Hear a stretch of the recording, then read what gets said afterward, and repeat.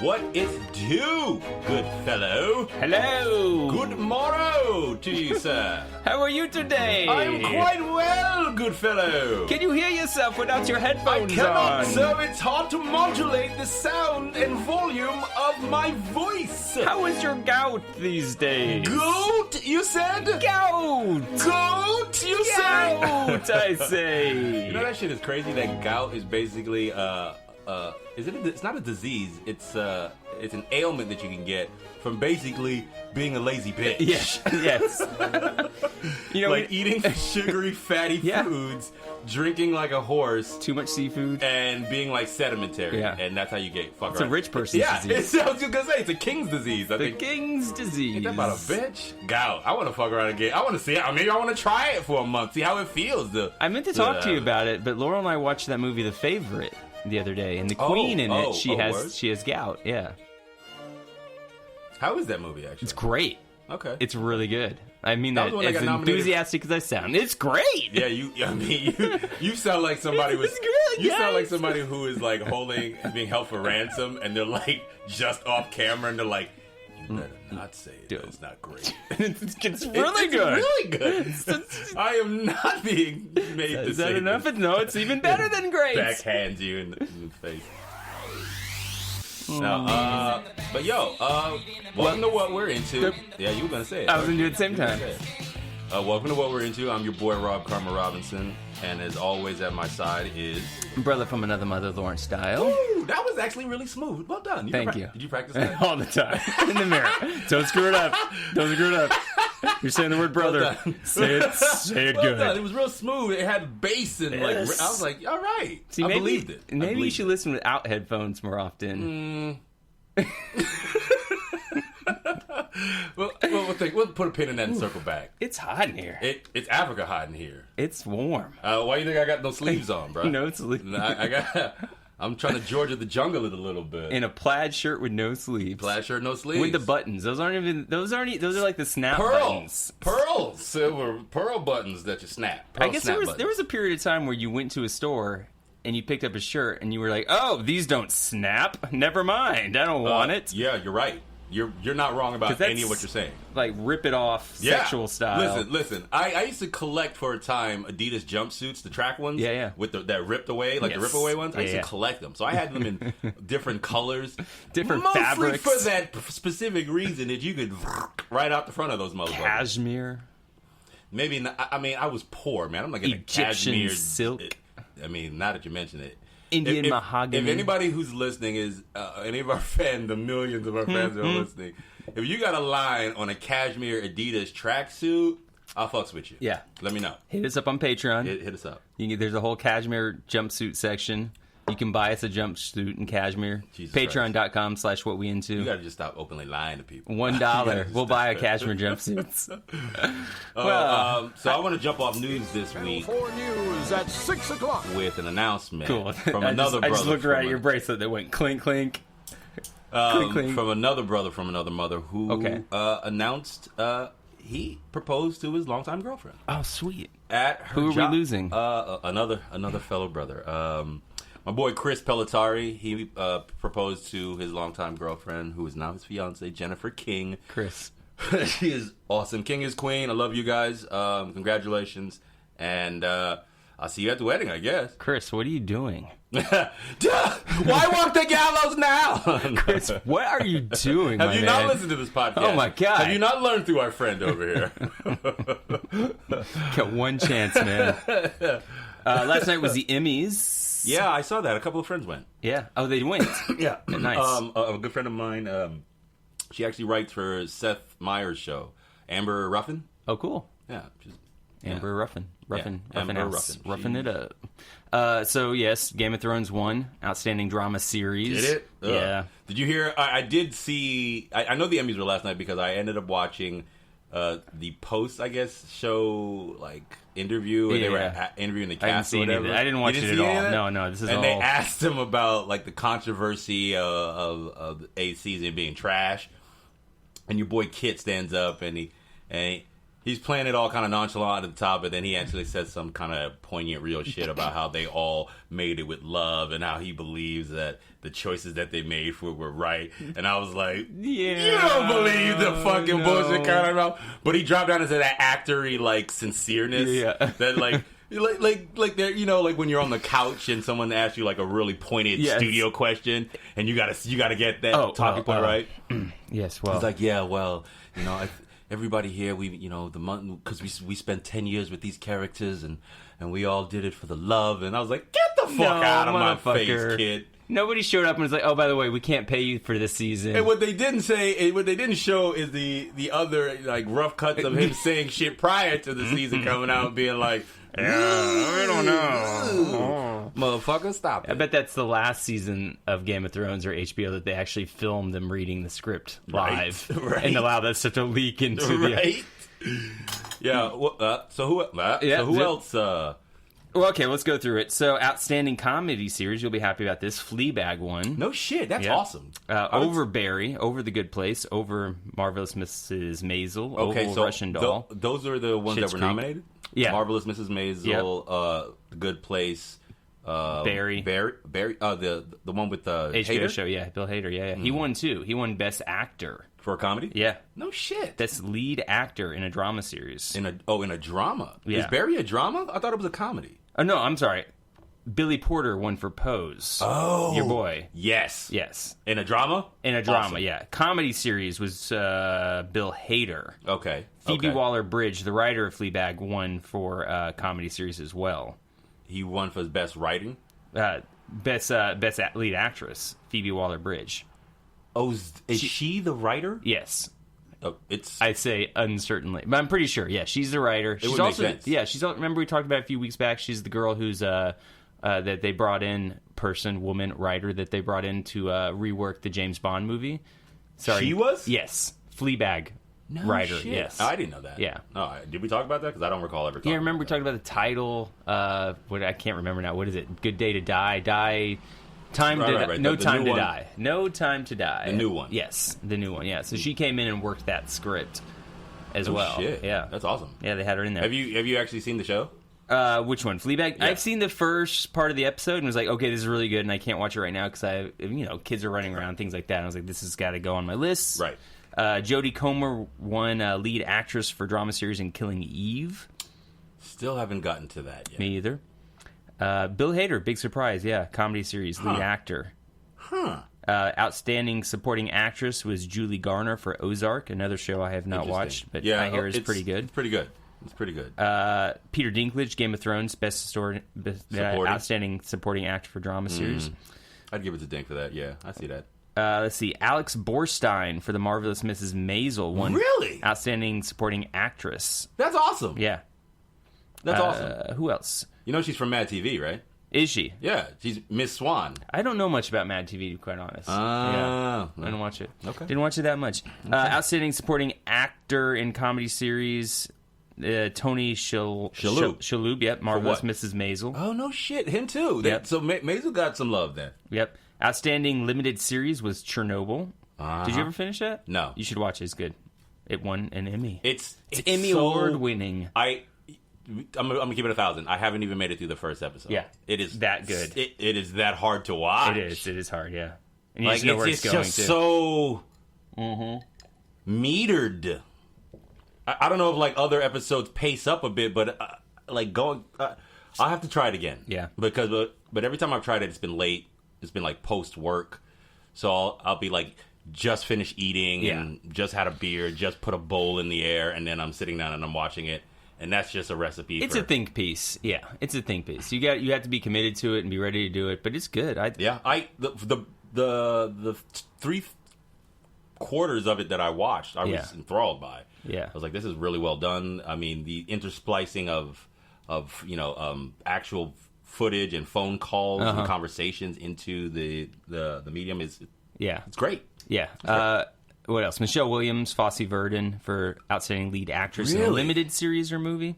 Wait, she got the award? Yes. Wow. Yep. Jarrell Jerome from When They See Us, outstanding lead actor in limited series. Wow. Okay. Yep. Okay. You saw that, right? Yeah, we talked about that. It's awesome. Yeah. What was his character? I don't remember. Like you'd have to tell me. I don't know any of the actors' names. He sounds like one of the. Obviously he's one of the 5. But yeah, one of the 5. He might be. If I had to guess, he's probably the one who played the kid who was in there the longest. Yeah. Okay. If I had to guess, because he had some of the best heavy lifting acting work to do, because he had some of the most traumatic shit happen to him. If there's one show on Hulu that they want me to watch the most that I don't want to watch, but they keep shoving it at me, it's The Act. The Act? Yeah, The Act. And Patricia Arquette won Outstanding Supporting Actress in a limited series for it. I like Patricia, but I've never even heard of this. I'm pretty sure it's the one with the girl with like the bald head on the poster. And it's about her mom making her slowly sick throughout her whole life. Oh, yeah.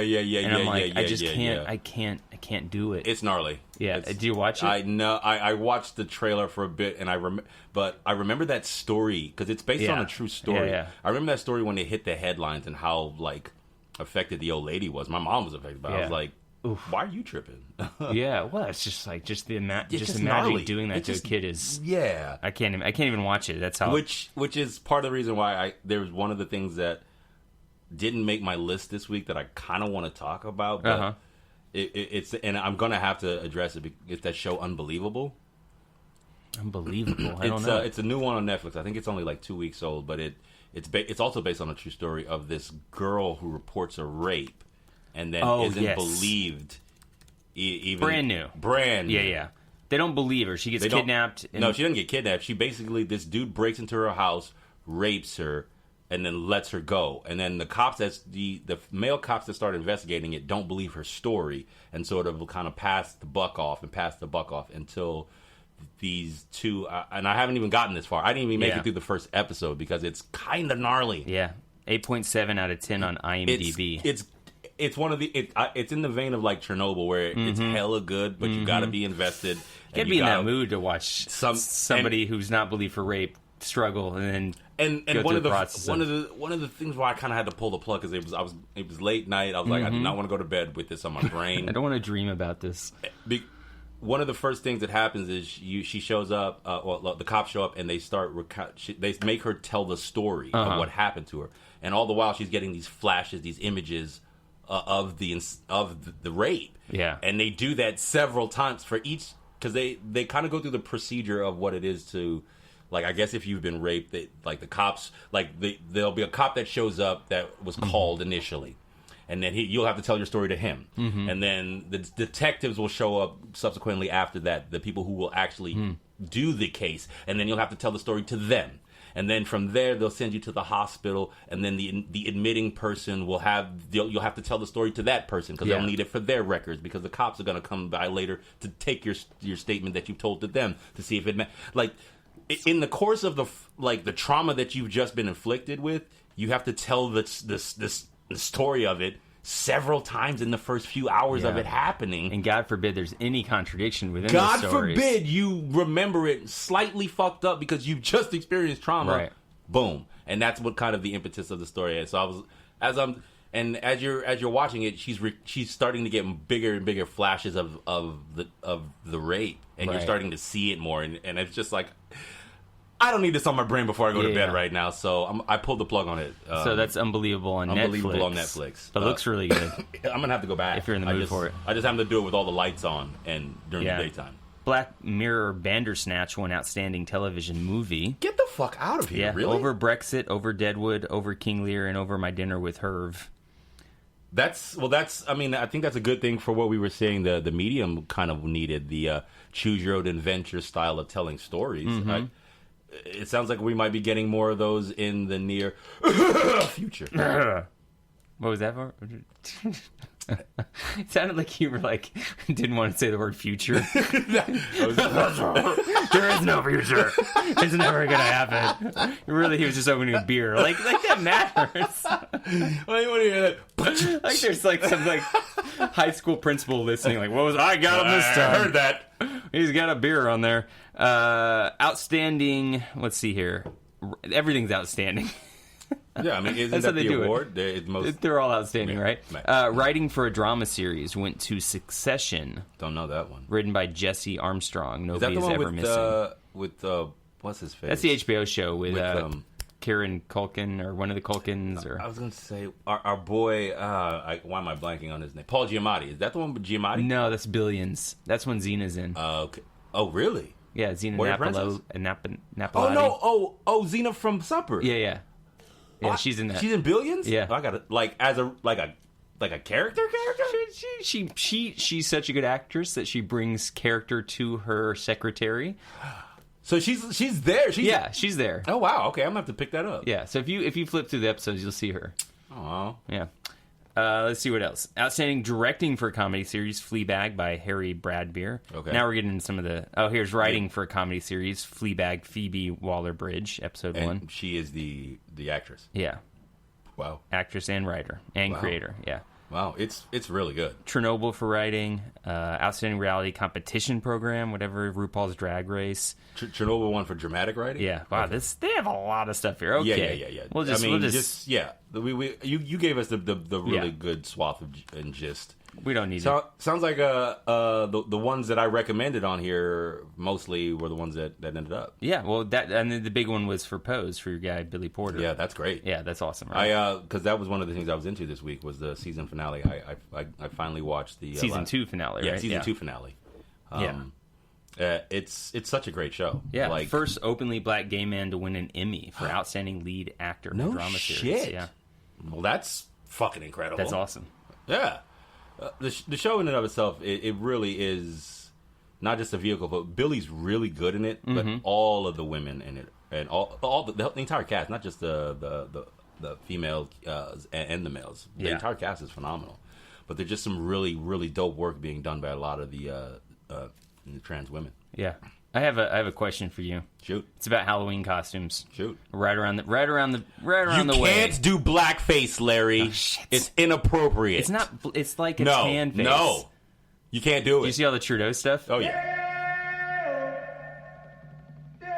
Oh yeah. I was talking to some of the cats at work today.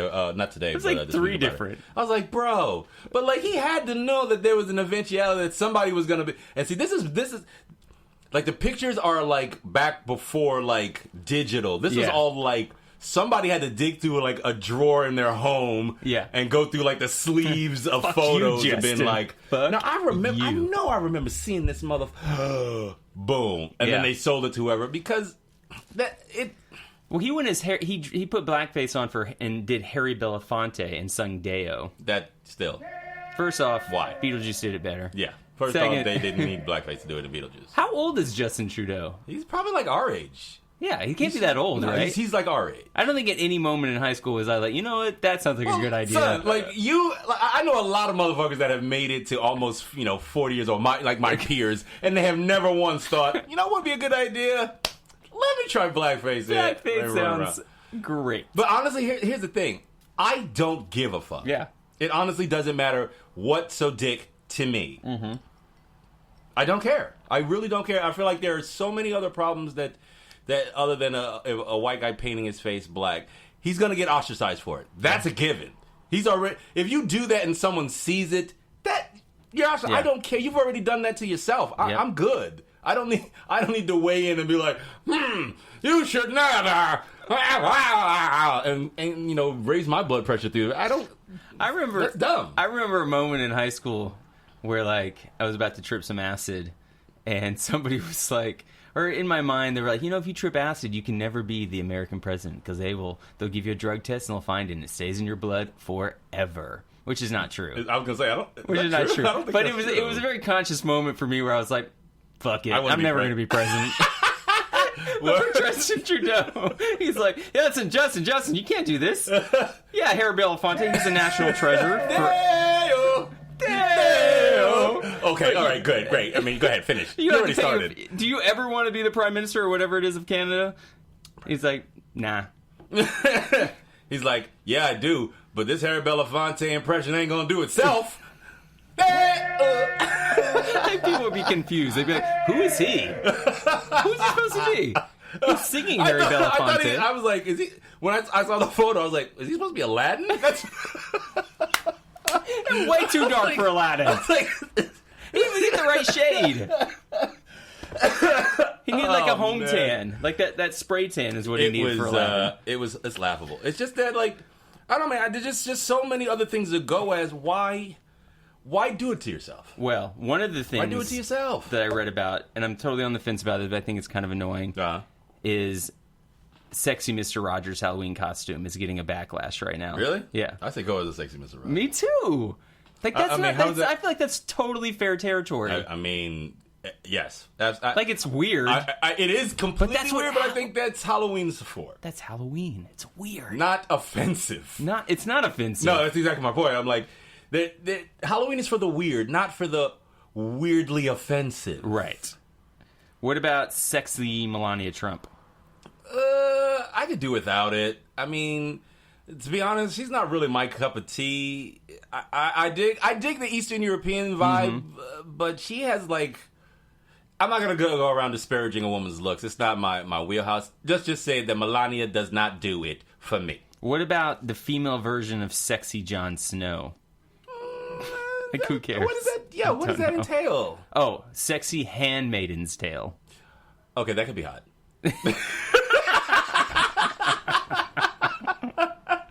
I'm sorry. Yeah. I'm still a base creature. That could be hot. I guess that's just like it's just a short skirt and a red cloak with the hood on. And I'm like, keep the hood on. Keep it on. If it ever came to anything, I'm just saying. I feel like I want more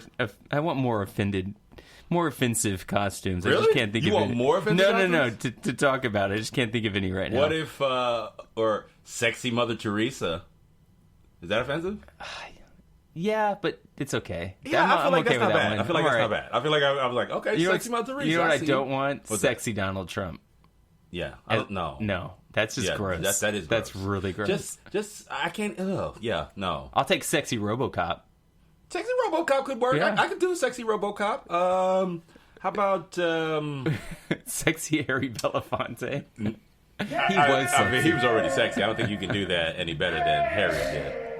How about sexy Tyrannosaurus Rex from Jurassic Park? Yeah. Could you see that? Yeah, for sure. You could see that. Yeah. I don't know if I could see that, man. Like each shoe is like really just one of those little cars that they drive around with the little like SUVs. Okay. He's got little like his little arms painted here around the boobs.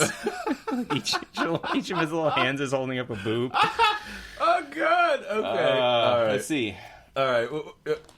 You got any actual news this week? Sexy Hitler. No. That's I think that's where you got to draw the line. That's where we're going. Sexy Mussolini? Right? No, it's the same thing. Sexy just not Chairman Mao? No. Anybody who's been any like, dictator who actually killed millions a bunch of people. of motherfuckers, you can't do a sexy version of it. Yeah. All right. There you go, guys. You can't do sexy. You can do a bloody, grotesque version. You can do them like getting trademarked. Yeah. Like, well, I was thinking Jeffrey Dahmer. You could do Jeffrey Dahmer. You could do a sexy Jeffrey Dahmer? No. Ugh. No, right? What about a sexy? What was that boy from? Sexy Manson, Charles Manson. Could you use sexy Charles Manson? Yeah, I don't know. Maybe. Maybe. I don't know, man. I think you might want to put a pin in that circle back. I went to sexy Bill Cosby there for a moment too. I don't think you can do that. You can't do a sexy Bill Cosby, bro. You can't do it. Which would you rather? All right. Now I'm gonna ask you: would you rather do sexy Bill Cosby or sexy Michael Jackson? Sexy Michael Jackson. Oh, you're a monster! You're a monster! It's still not proven Michael Jackson. Okay, fair. A legend. He never went to court for. Michael did go to court. He was acquitted. Oh man. Oh my God. Okay. New SNL character, cast member was fired. I heard. All right. Now this is what I heard. Was it 45 seconds after being hired? This is Shane Gillis. Yeah. 45 seconds after being hired? hired? I think the article I read, I think it was like Kotaku or something, said something like the fastest hiring and firing or something to the effect. Like, yeah, basically he got hired and then they immediately retracted it like 45 seconds later. And I was like, wait a minute. No, I don't think it was. No. I think it was over the weekend, right? Yeah. He got hired on Friday and then basically fired on the Monday. Yeah. It was like they hired him and they said, everything's cool. And nobody did any back. Yo. You know where he's from? He has a podcast. Yes, I know. It's us. It's basically you and me. Did you watch it? Except not racist. Did you watch it? No. Holy shit! Is it awful? It's bad, bro. It would be like if two good old boys were sitting down talking. Like in the first like 30 seconds, he uses the term. It's ugh. You used what term? I think he was like Chinese. They were talking about going to eat at a Chinese restaurant. Okay. And he started using this term. Like, what do you say? Roodles? It was like making fun of the way that Asian people with accents say noodles. Oh gosh. Damn, Chinatown's fucking nuts. It's crazy, dude. It is full fucking China. Dude, it's fucking Chinese down there. I wonder how that started. They just built one fucked up looking building, and people were like, "All right, no one said anything. Let the fucking chinks live there, huh?"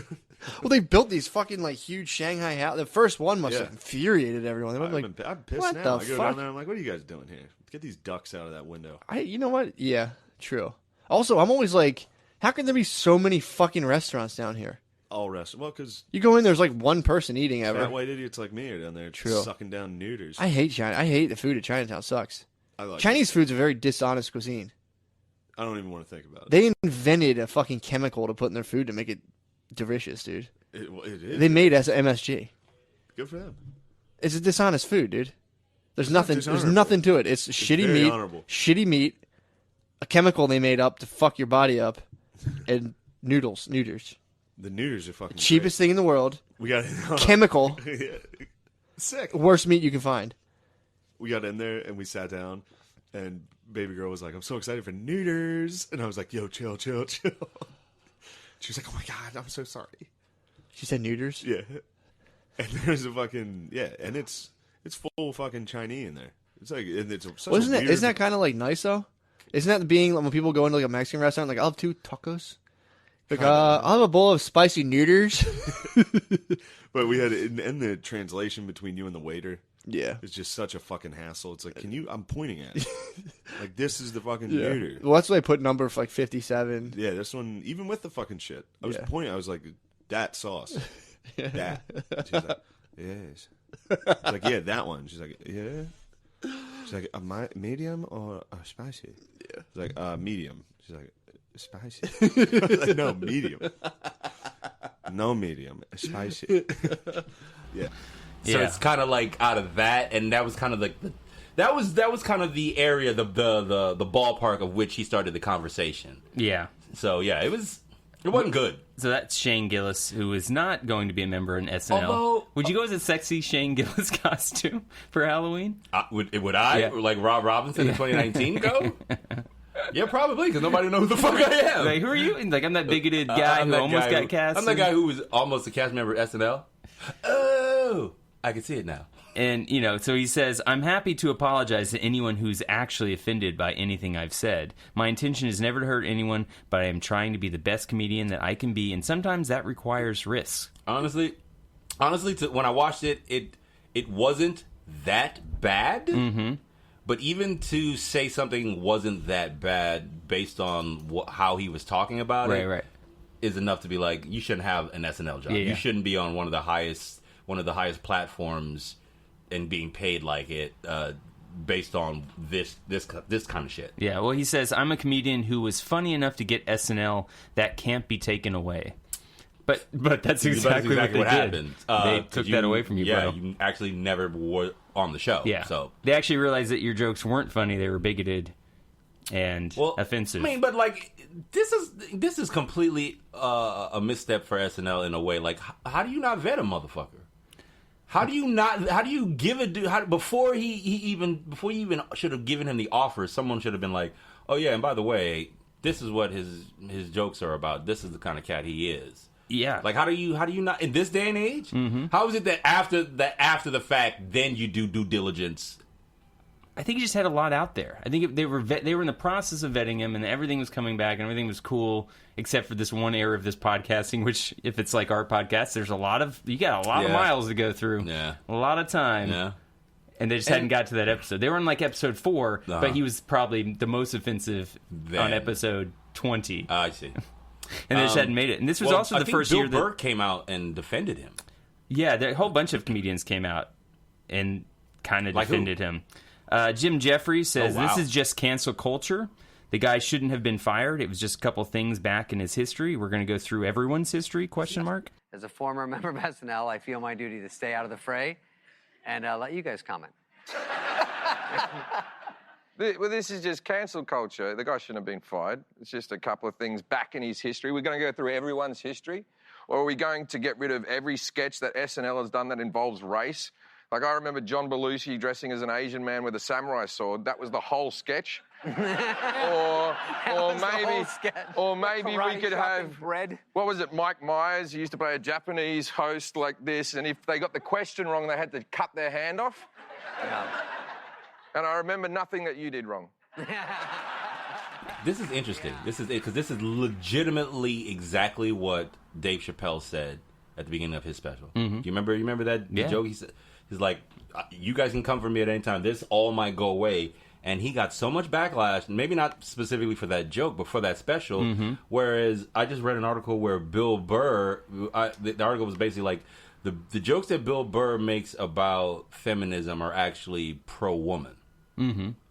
They're like, and for me, it was like I was watching, two sides of the same special. Right.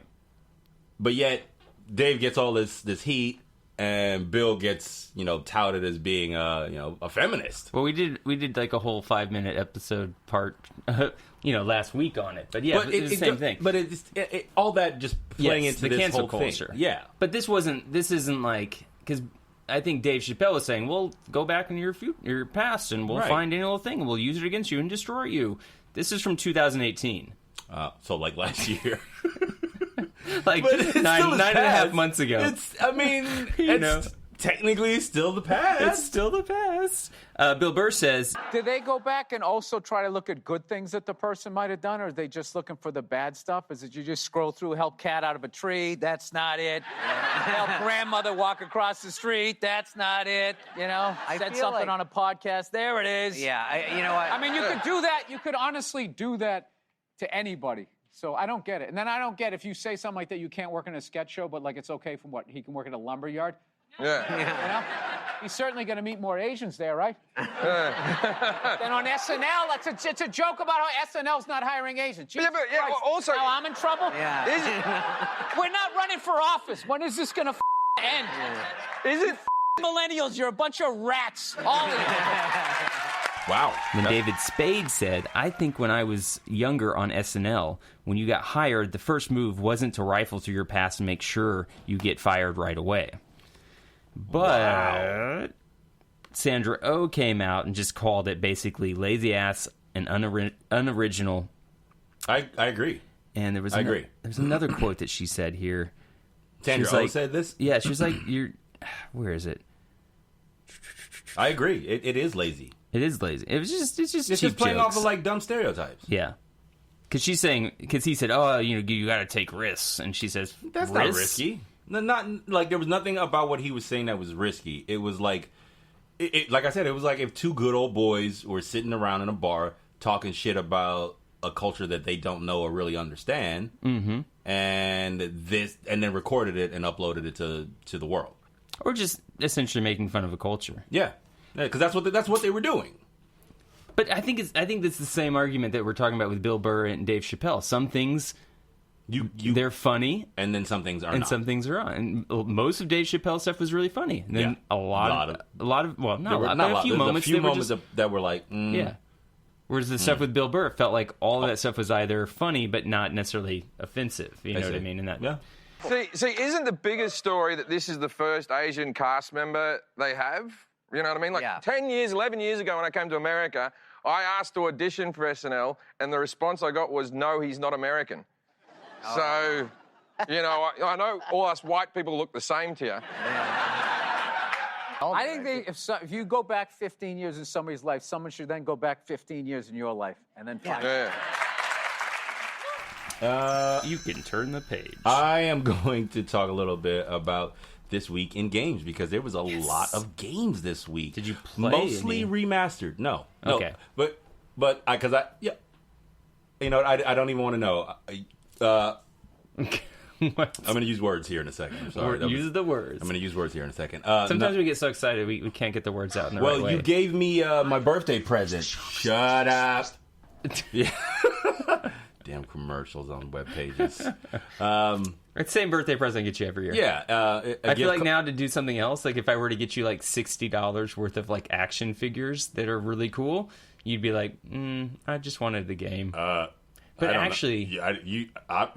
Well, tell everybody what I got you. Well, he got me a gift card to GameStop. I don't know how much, and I'm not gonna ask. I'm gonna go to the GameStop and be surprised. I'm gonna take a stack full of games, bring it up to the counter, and I'm gonna throw the card down. I'm gonna be like, give me as much as this card will hold, and then what doesn't go on the card, I'm just gonna toss back. I'm just gonna toss over my shoulder and walk out. Yeah, there you go. It's not that much. It's $5. Jesus. And by the way, Bo, who's listening, my brother, I'm still working on your present, man. If you were as easy as Rob, if you were as easy and as slutty as Rob, on the birthday front, I'm slutty now too. Wow. Okay. Just my business all. I would know immediately what your present is, but I'm taking a little more time and thinking about it. Remind everyone what Bo got me this year for my birthday. Bo got you he got you the jacket from fucking Akira. Yeah, I can't just follow that up with a gift card. Yeah, but I mean, what did I get you? You got me a lightsaber, and I followed it up with a gift card. You see, you rank, Bo. You rank. You're the original brother. I know what's in Rob's heart, though. I know what Rob needs. He needs any choice. I need $5 off of a video game. That's right. No, but there was a lot of really good games that came out. Really good remakes of games that came out this week. You got Castle Crashers Remastered. I don't know if you ever played that. It was on the PS4 for a while. It's a good side scroller kind of game that you can play with up to 4 people. The art style is really cool. I think this was more your wheelhouse. Puzzle Quest. Were you a Puzzle Quest guy? I was not. I was a Street Fighter puzzle guy. Super Street Fighter Puzzle Fighter 2 Turbo guy. Which was a combination of a puzzle game and a fighting game. Yes. Whereas this game, Puzzle Quest: The Legend Returns, was the combination of a classic RPG with a puzzle game. Right. I tried to play this once and realized it wasn't Puzzle Fighter. It looked good. It was supposed to be a good game. Really good, apparently. Like really high marks across the board. Ni no Kuni, which I never could pronounce before until today. No, fuck you.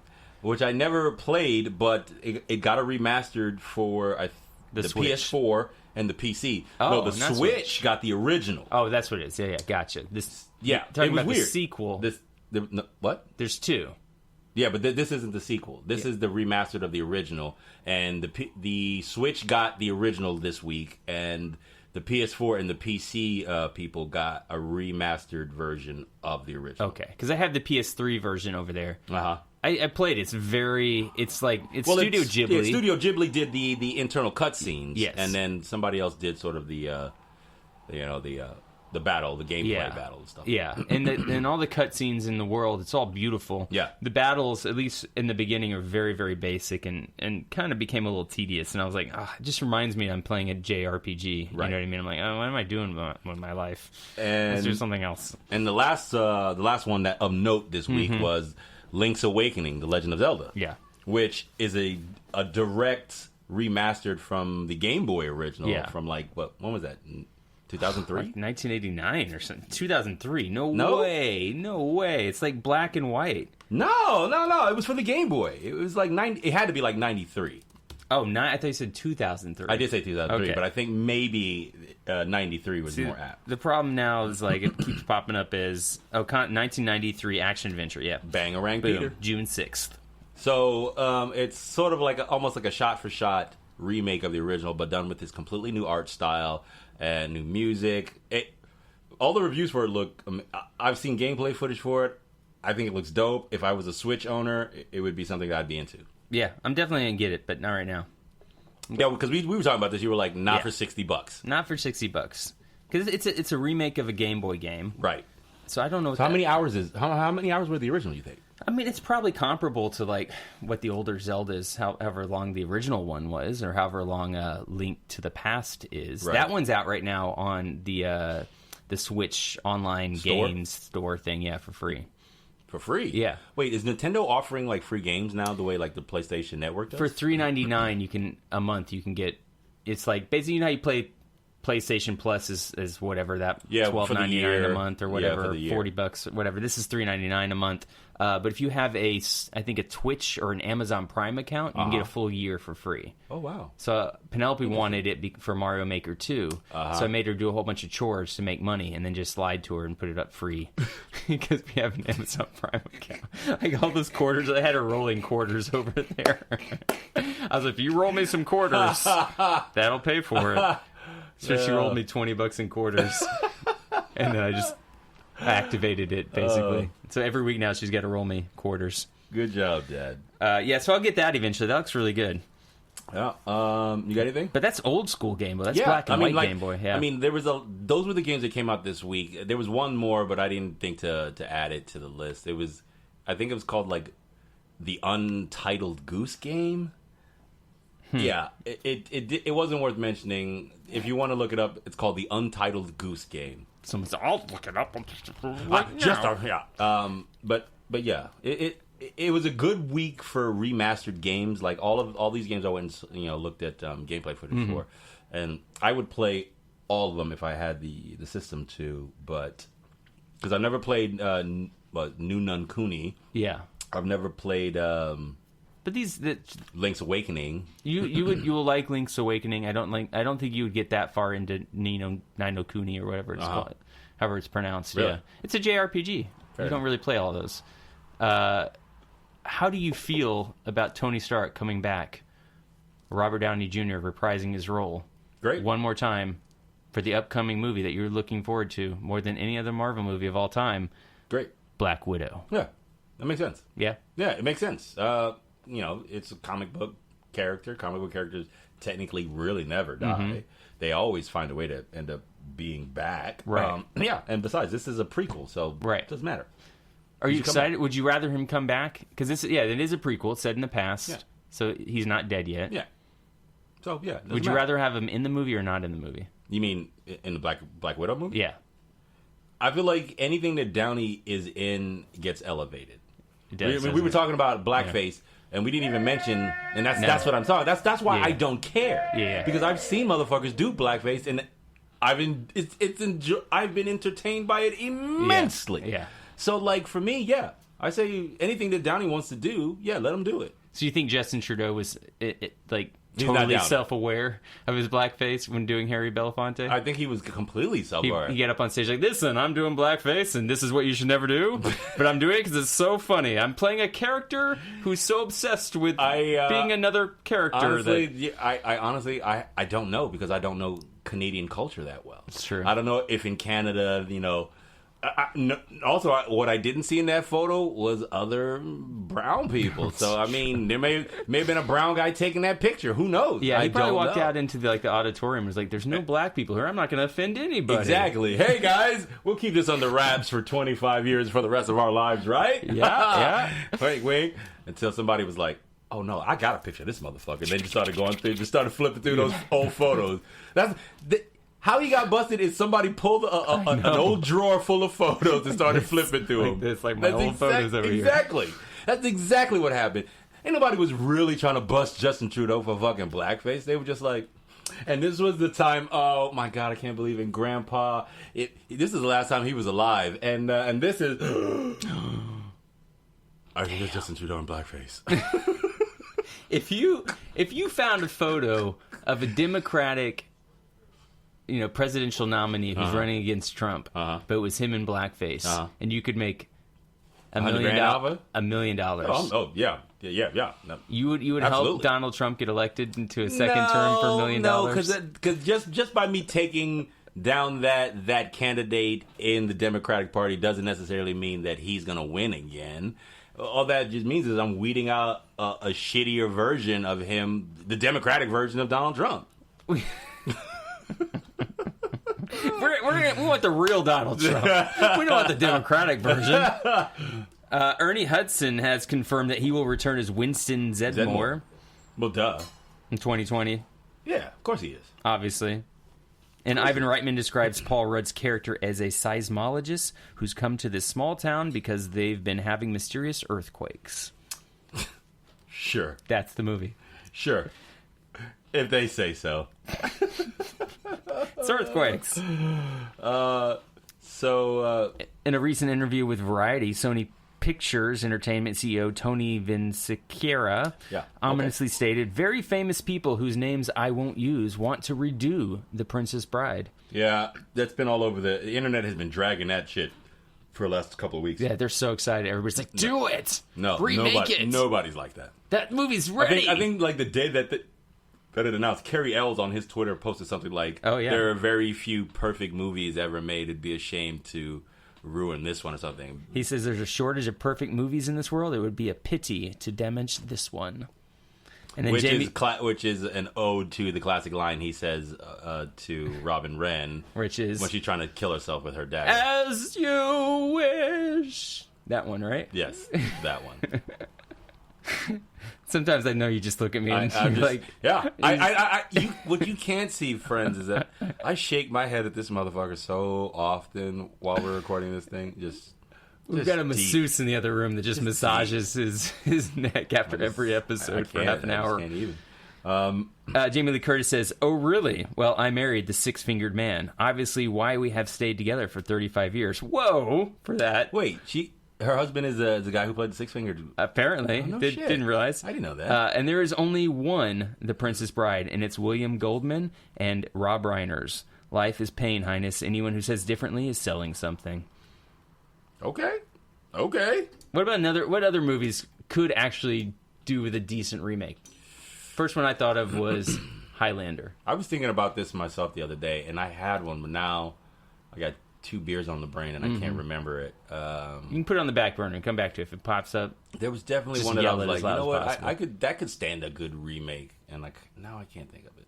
The movie I sent you to watch, that I want you to watch so we can do an episode on Yakuza. The Yakuza is awesome. Sidney Pollack's movie. I've seen it. I just don't remember it. It's so good. I remember bits and parts of it. I remember some of the, I definitely remember that Yakuza, the scene where they're presenting the tattoos. Mm-hmm.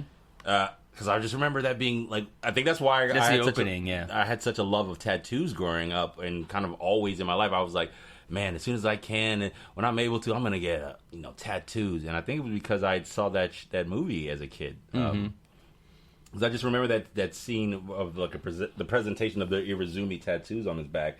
That was so dope. I was like, that's incredible. Huh. Anyway, what about the Goonies? No. Leave that alone. It's a specific story. Right. Leave it alone. It doesn't need to be remade. If anything, give it a sequel, an updated sequel, where the time has passed, and maybe the kids of the Goonies. One-Eyed Willie's ship finally crashed in Maine, and now we have to go whatever happened to the ship? Did it go down? And they were like, no, we're gonna go find that treasure. Did the Navy get it? Yeah. Did the Smithsonian get it? Who got it? Or anybody? Just not an update, not a retelling, not a reboot, but a continuation. Right. Or just do Stranger Things again. No, don't do that. Honestly, what I mean though is you don't have to remake the Goonies. Just remake a new property that's similar to what you want to do. Copy. You know what I mean? Yeah, copy. Stranger Things and the Goonies can exist in the same world, I think. Speaking of Stranger Things, I read an article that was saying that some of the theories for how it was going to ends pretty badly for the lead character. What do you mean? That's exactly what I've been calling for. You're gonna kill them all. Yeah. Well, somebody got to pay the damn cost, Larry. What about Barb? Somebody got to pay the cost. I feel like 11 has had a good run. She had 4 whole seasons. Kill her. She got to go. I'm sorry. She got to go. You want my kids to cry. No, I don't want your kids to cry. I want them to tell a cogent story that makes fucking sense. Stranger Things is their Goonies. It's their name a property involving kids. It's their Monster Squad. It's their XYZ right now. 10 and 7. It's what they're growing up with watching. Right now, in a couple months, somebody comes up with a better, like you said, a better version of it. Yeah. They'll forget all about it. They'll be like, Daddy, I want the better version record player, not this one. What was the Goonies? Little Rascals? Yeah, probably the Little Rascals. Something like that, right? I'd say probably either Little Rascals or the Three Stooges. Yeah, yeah, exactly. So Joaquin Phoenix walked out on another interview. He walked out of another interview? I say another because I'm sure he's walked out in previous interviews before. Yeah, but he walked out in an interview. About the Joker? Yeah. Telegraph film critic Robbie Collins sat down with the actor and asked whether he worries that the new film might perversely end up inspiring exactly the kind of people it's about with potentially tragic results. That's a great question. And Phoenix balked at the question. He says, Why would you... No, he stammered, and then abruptly got up and left the room. An hour later, after negotiating with Warner Brothers' agent, Phoenix returned and finished the interviewer, explaining that he panicked because he had not yet considered the question, and throughout the rest of the article, Phoenix does not provide an answer to the question. Yeah. But, I mean, it's... I get both sides of that. One is like, of course it's Joaquin Phoenix. No, that's done. I'm out of here. That's bullshit, bro.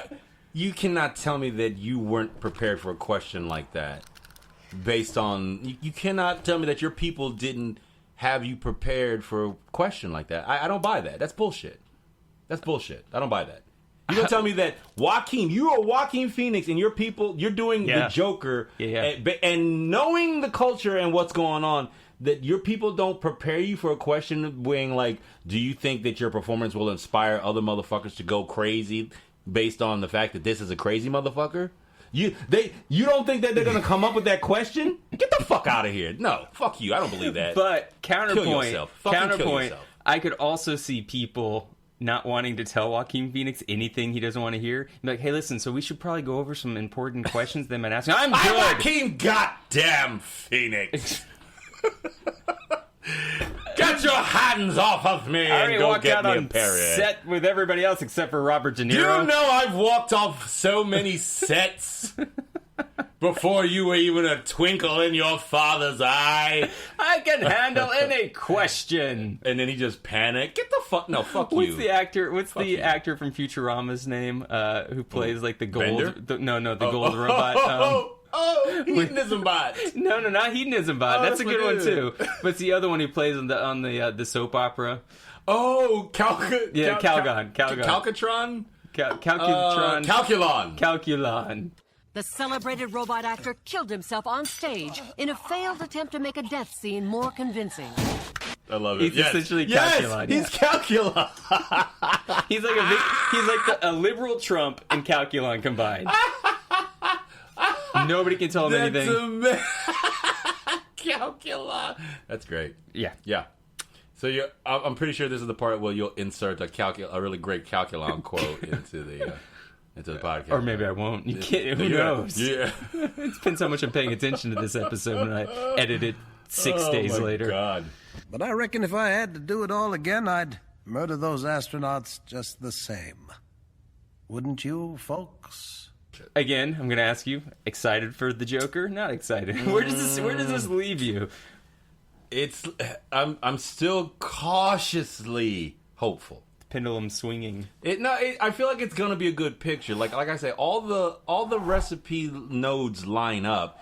It's just that, like, I think what my fear is that a lot of his personal shit is going to overshadow the performance and the actual the actual art itself is going to be overshadowed by just the selling of it. The selling of it. You know what I'm saying? Just like in the tours and like going to like the circuit that he has to do before the movie comes out. Oh, the circus. Yeah, I think that is going to probably... My fear is that that's going to overshadow what is actually probably has the potential to be one of the best DC, not only DC comic book properties, but just one of the best comic book movies in general. Yeah. My wife, I was like, are you into this? And she was like, no, Joaquin Phoenix, he's such a bummer. He's tedious. He's just fucking bummer, man. And I agree with Laurel. Like, just the tediousness of like the fact that we're talking about he walked off because somebody asked him a really cogent and informed fucking question, and your reaction was to be a baby, and then your nannies had to like nurse you back to finish. Fuck you, bro. Get the fuck out of here. You have a cherished job, Joaquin. People want your job. You're a child of paradise, and you're acting like an asshole. Cut it the fuck out, or kill yourself. Nobody wants that property. You heard it here, Joaquin Phoenix, a child of paradise. All right, what do you think of these luxury brands working with video games? In what capacity? Well, I'm for it. Are you? I don't know. You know, like recently, like KFC had their Yes. as like a mobile game now. And now Louis Dude, wait, Vuitton. hold on, go back to the KFC game because what it was a dating simulator. Holy shit! With Colonel Sanders. Yes, and you essentially got to date the Colonel, and at the end of the game, fuck the Colonel. That's not true. It's true. You I haven't played it yet. I meant to download it and do it for this You're episode. full of shit. I swear to you, that as far as what I heard on another podcast, that's exactly what it was about. What do you think? What do you think of that? Corporations sort of like kind of shilling into the video game market now, because the KFC isn't the only one. Now Louis Vuitton has jumped into the act, where they're making shit for League of Legends. Oh, ugh. Yeah. So like you get like a skin. It's like a Louis Vuitton skin. Well, for okay. League of According Legends. to this, Louis Vuitton and League of Legends developer Riot Games partnership extends beyond virtual clothes. The French fashion house will also release a League of Legends inspired fashion collection and custom-made trophy case for the league's annual esports finals to be held in Paris this year. Okay. The partnership will last 3 years to encompass 2020 finals in China and the 2021 finals in North America. Okay. So there's a 3-year deal on the table with Louis Vuitton and Riot Games for this thing. What do you think of that? Is this a thing we should be like into? Games are getting very, very expensive to make, and they're becoming bigger and bigger and bigger, and broader and broader and broader. And you don't just sit down and play them for 2 weeks straight. You can play them for the entire year. Okay, that brings me to my next question for you. Do you think we'll see, because it came up in my feed, esports being as big as it is and growing as fast as it has, almost exponentially, do you think we'll have the video games in the Olympics? No. In the next decade? They'll have their own version of something. They'll have their own... Not according to Ninja. Boo! Damn, wrong Not again. according to Ninja. According to Ninja, who is basically the greatest Fortnite player. Oh, you're quoting a Twitch guy. Yeah, who also makes $500,000 a month. So does Trump. It doesn't mean he's smart. Yeah, but Trump is the leader of the free world, and that motherfucker plays video games in his basement. So You think Trump plays video games in the basement? Wait, Oh, you think Ninja Ninja's plays the free world? Is Ninja the leader of the free world? I don't think so. Yeah, I see what you're saying. Sorry, I was lost there for a moment. Yeah. He thinks they will be. He thinks it's just a matter of time. I think I have to kind of agree with him based on how the esports are sort of rivaling now traditional sports as far as their fan base and their viewership. Okay.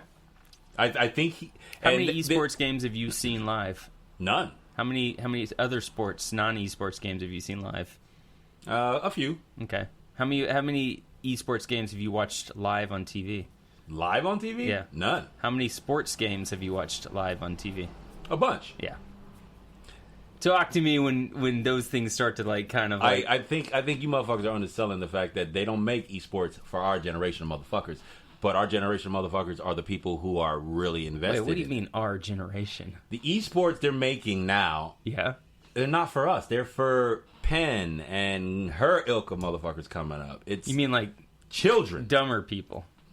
I mean people who have an invested interest in watching other people play video games. Other than you and me, there are very few adults who want to just sit around. Other than me, you, and Laurel, there are very few adults who want to sit around. Other than everybody in this apartment right at this moment. Everybody in the sound of my voice who want to sit around and watch other adults play video games. And a lot of these motherfuckers aren't even adults. They're, barely out of their teens. Yeah, and I think that's also part of the problem. Like, you and I would sit around and we could watch Fortnite. I could definitely watch Overwatch. I don't think I could watch Fortnite. I don't think I could watch Fortnite either. But I think do you have to play the game in order to be into it?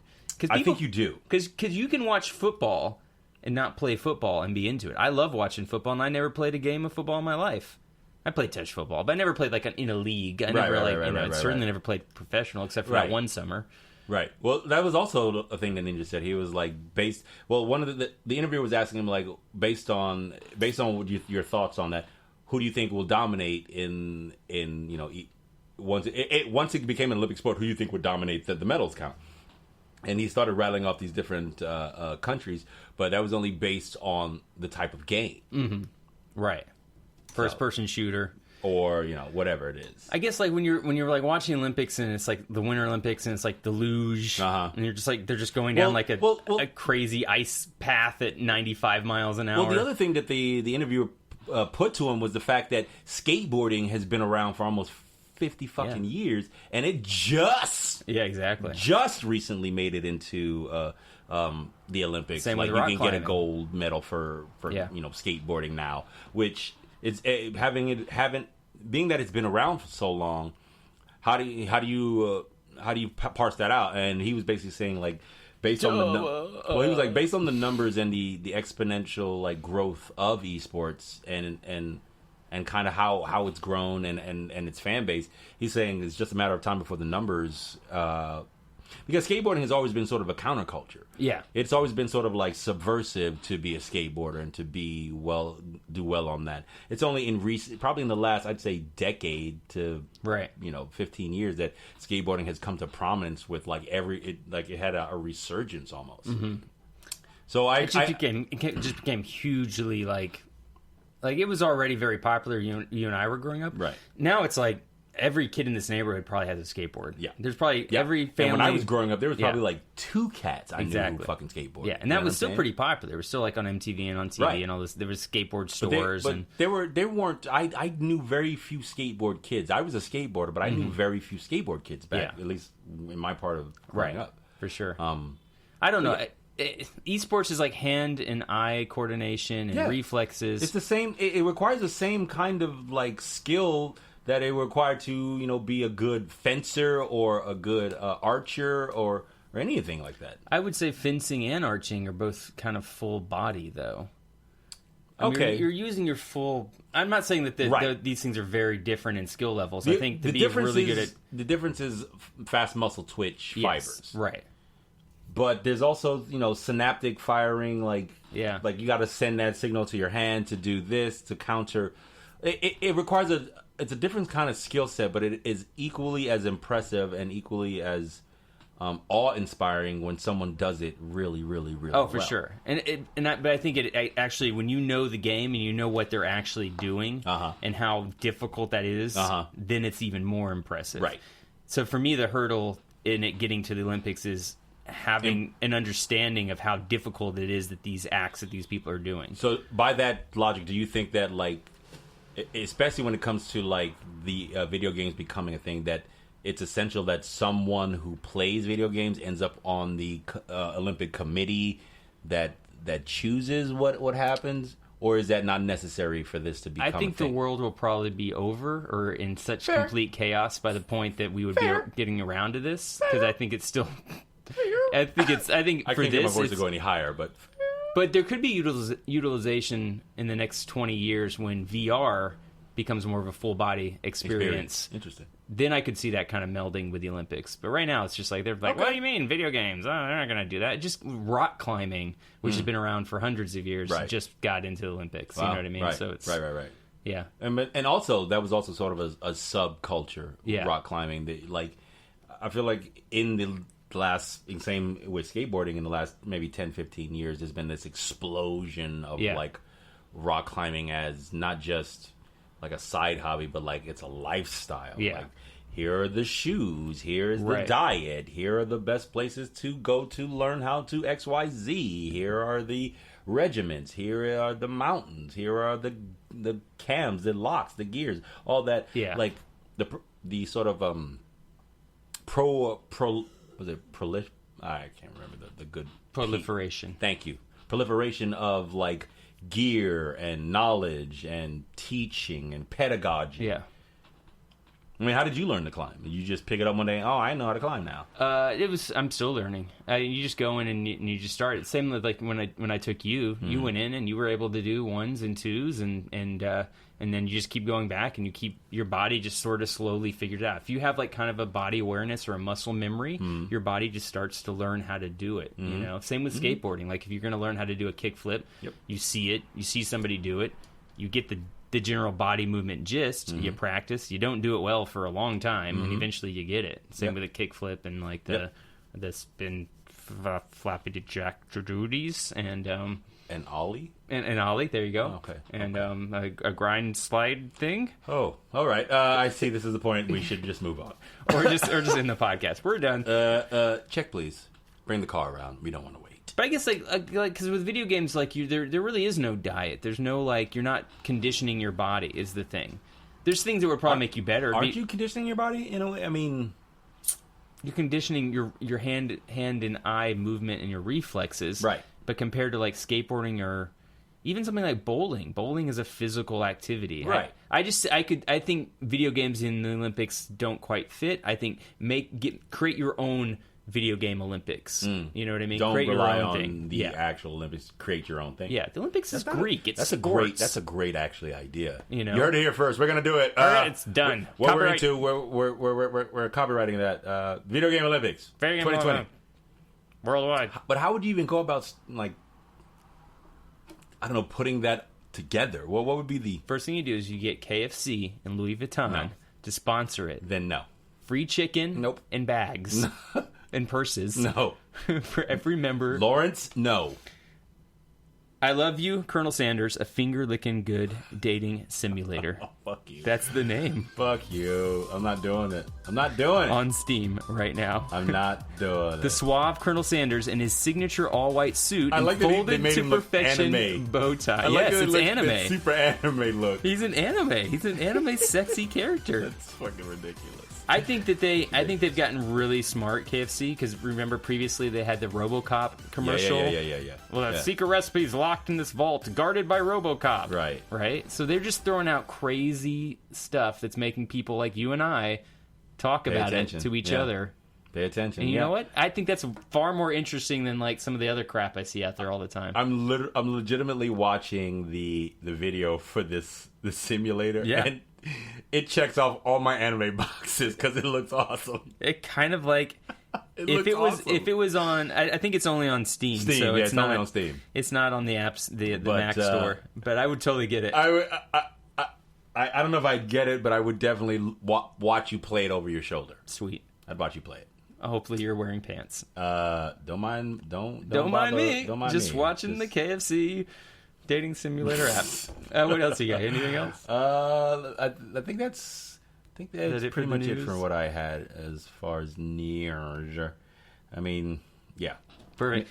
Tune back next couple days, or tomorrow, or whenever I decide to get around to editing the podcast and putting it up there. We're going to be reviewing Ninja Scroll 1993, I think, as well. I think it was 93. It was the same year that Link's Awakening came out. So you could be sitting on your couch playing Link's Awakening on your black and white Game Boy and watching Ninja Scroll. I'm pretty sure by that 93 Game Boy Color was a thing because you could get this game in Game Boy Color. Oh, you could? Yes. I don't think so. I think you're you wrong could. about that. I'm not going to look it up. All right.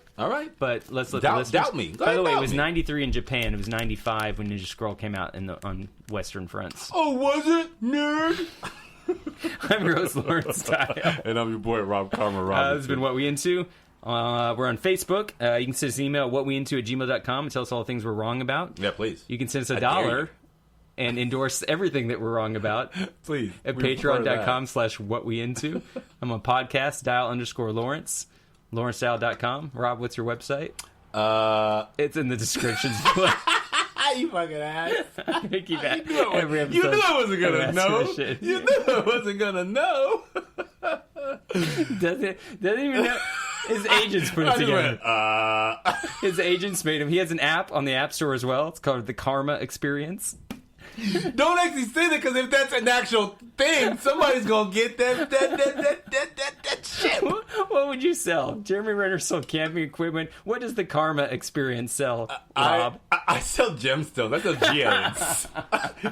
Like gemstones, like crystals. Crystals. Yeah, there you go. Like this is for your chakra.